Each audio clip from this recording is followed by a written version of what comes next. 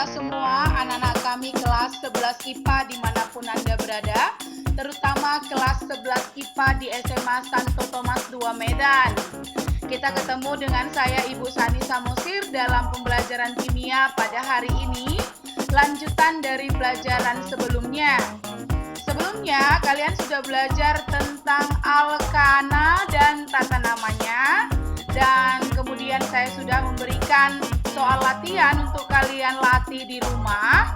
Dan sekarang kita akan melanjutkan kepada pembahasan soal-soal yang sudah diberikan, sekaligus untuk memeriksa apakah yang kalian kerjakan itu benar.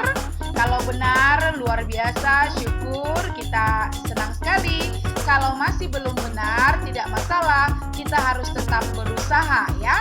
Nah, jadi kita saat ini akan berlatih lagi tentang soal-soal alkana, soal-soal alkana yang sudah diberikan ya.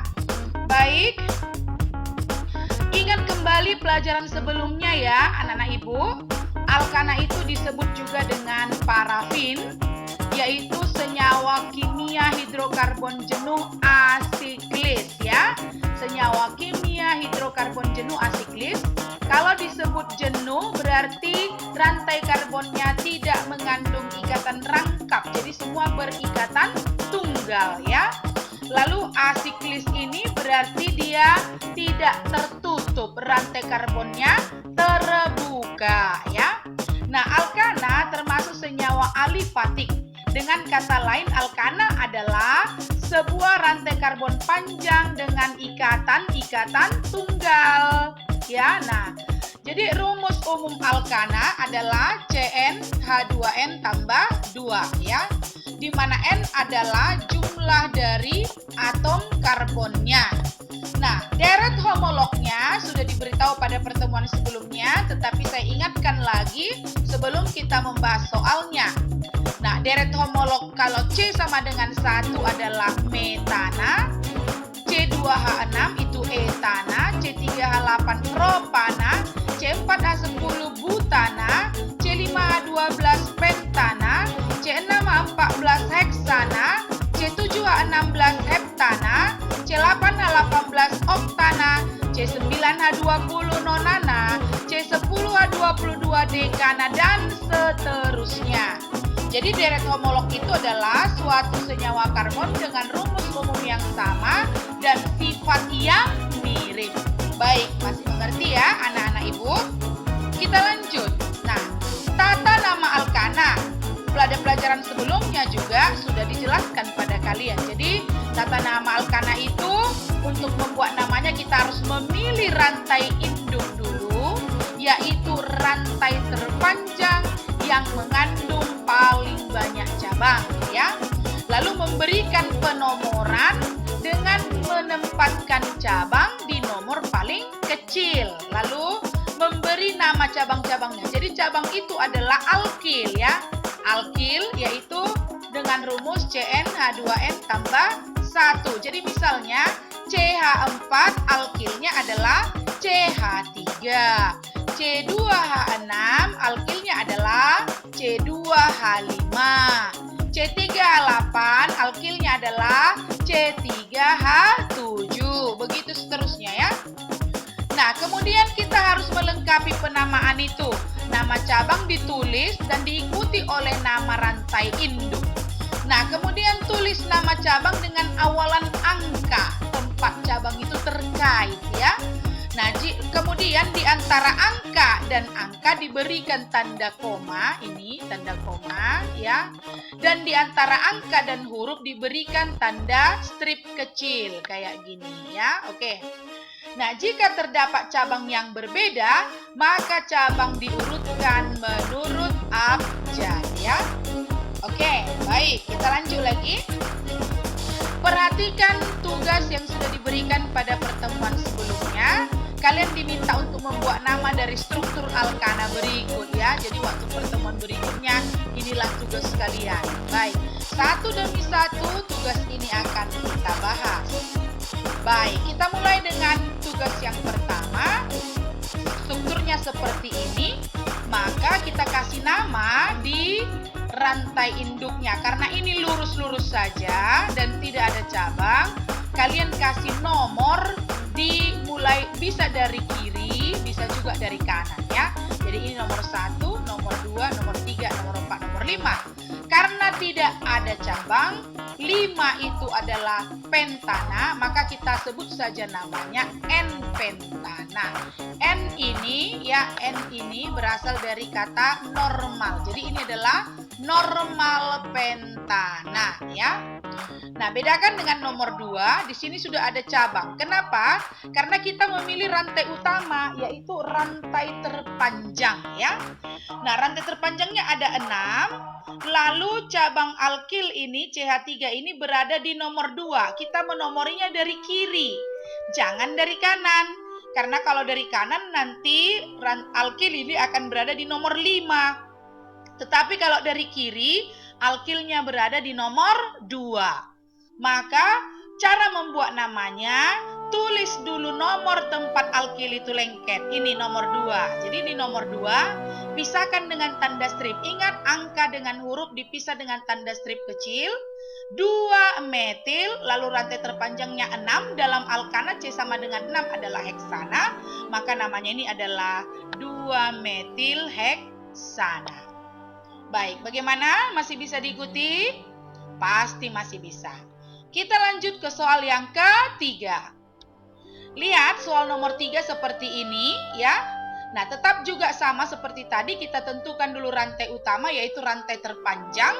Lalu kita kasih nomor dari kiri supaya alkil metil ini berada di nomor paling kecil. Maka 1, 2, 3, 4, 5. Alkilnya berada di nomor 2. Jangan dari kanan ya nak. Kalau dari kanan 1, 2, 3, 4. Alkilnya berada di nomor 4. Harus dari kiri supaya alkil ini mendapat nomor terkecil. Maka di nomor 2 ada metil. Lalu rantai terpanjangnya 5. 5 itu adalah pentana. Maka namanya kita buat 2 metil pentana ya. Oke, yang keempat. Yang keempat, coba ini unik. Ini seolah-olah ada alkil. Rupanya ini bukan alkil. Jadi ini bukan alkil ya nak. Bukan ya. Kenapa? Karena ini adalah rantai utama. Lihat, 1, 2, 3.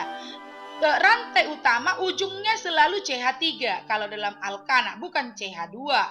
Jadi ini hanya membelok sedikit ke bawah. Jadi 1, 2, 3, 4. Jadi sekali lagi ini bukan cabang atau bukan alkil ya, bukan alkil. Maka kita sebut namanya butana karena C-nya sama dengan 4 ya. Masih bisa diikutin? Oke, jadi namanya kita sebut butana ya. Kita tidak bikin N di depan karena kalau N itu lurus ya, tidak berbelok. Baik. Berikutnya soal yang kelima seperti ini, dikasih gambarnya. Ini kita kasih nomor, kita pilih rantai utama yang terpanjang ya. Kalau dari sini 1, 2, 3 nggak mungkin, maka kita belok ke bawah. 1, 2, 3, 4. Dan nomor kita buat dari sini supaya cabang alkil ini berada di nomor paling kecil, yaitu nomor 2. Maka kita tulis namanya 2. Di nomor 2 ada metil ya. Lalu rantai terpanjangnya sampai 4, maka kita sebut namanya 2 metil butana. Baik. Soal yang keenam, seperti ini gambarnya, kita lihat. Nah, kita pilih dari sini ya, dari sini 1, 2, 3, 4, 5, 6. Karena inilah yang terpanjang ya. Dan nomornya dari sini supaya cabang-cabang itu berada di nomor kecil. Kalau dari sini nomor 2, nomor 4. Kalau dari sini 1, 2, 3, dan 5, maka kita pilih dari bawah.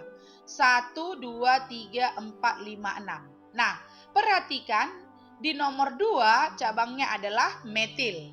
Di nomor 4 atas dan bawah juga metil. Berarti metilnya ada 3. Ini 1, 2, 3. Maka kita tulis dulu nomor daripada alkil itu dipisah dengan tanda koma ya. 2,4 kita tulis 2 kali, 4 lagi. Kenapa? Karena ada di atas dan di bawah. Jadi 2,4 trimetil. Tri menandakan dia ada 3 alkil yang sama. Trimetil. Lalu rantai terpanjangnya 6, kita tulis namanya sana. Baik, masih bisa diikuti ya? Kita lanjut ke soal nomor 7 ya. Nomor 7 ini kita harus pilih rantai utama, yaitu rantai terpanjang yang paling banyak cabangnya ya. Maka kita pilih dari sini 1, 2, 3, 4, 5, 6, 7. Jangan dari sini 1, 2, 3, 4, 5, 6, 7. Memang sama-sama 7. Tetapi yang paling banyak cabangnya kalau kita mulai dari sini. 1, 2, 3, 4, 5, 6, 7. Cabangnya ada 1, 2, 3, 4. Kalau tadi dari sini 1, 2, 3, 4, 5, 6, 7. Maka cabangnya 1, 2, 3 saja ya. 3 saja.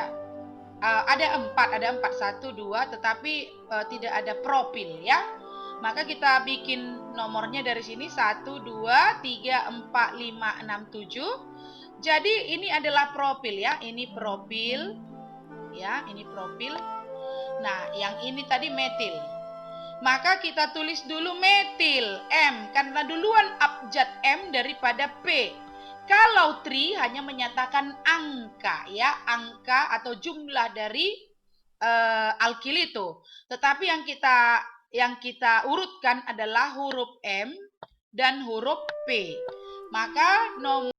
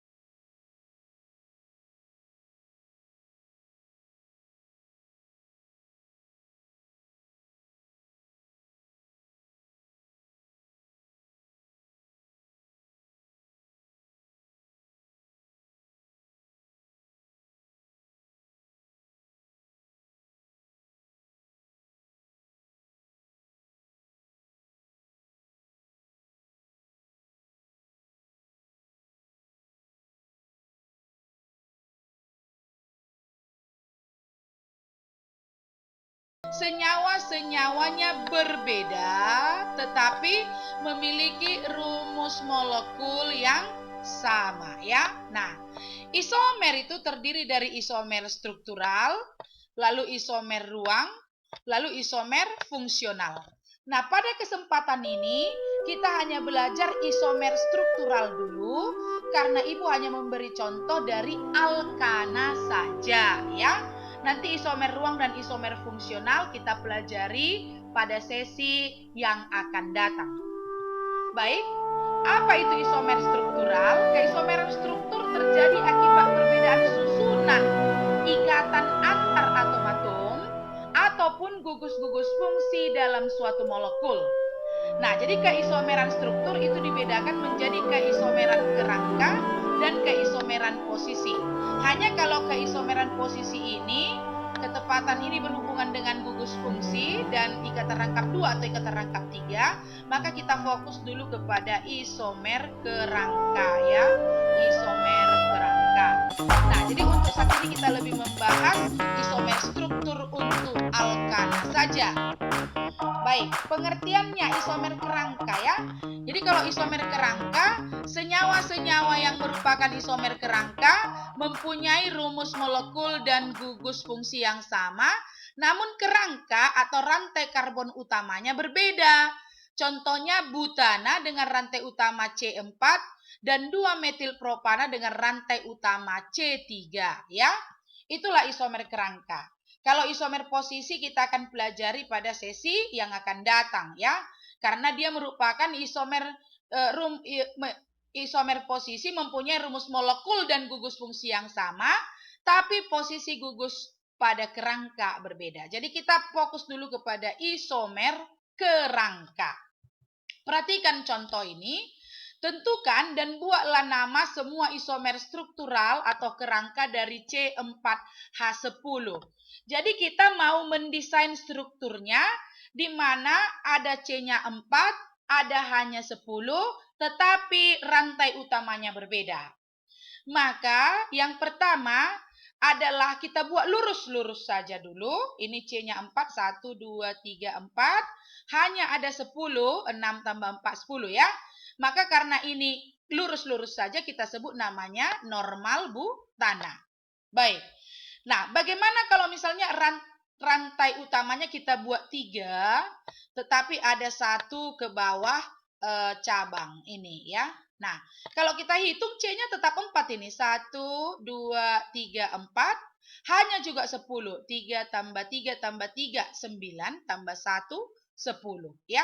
Nah, rantai utamanya sudah berbeda, tapi dia C4H10 karena ini adalah 2 metil, kan ini nomor 1, nomor 2, nomor 3, metilnya terletak di nomor 2 ya.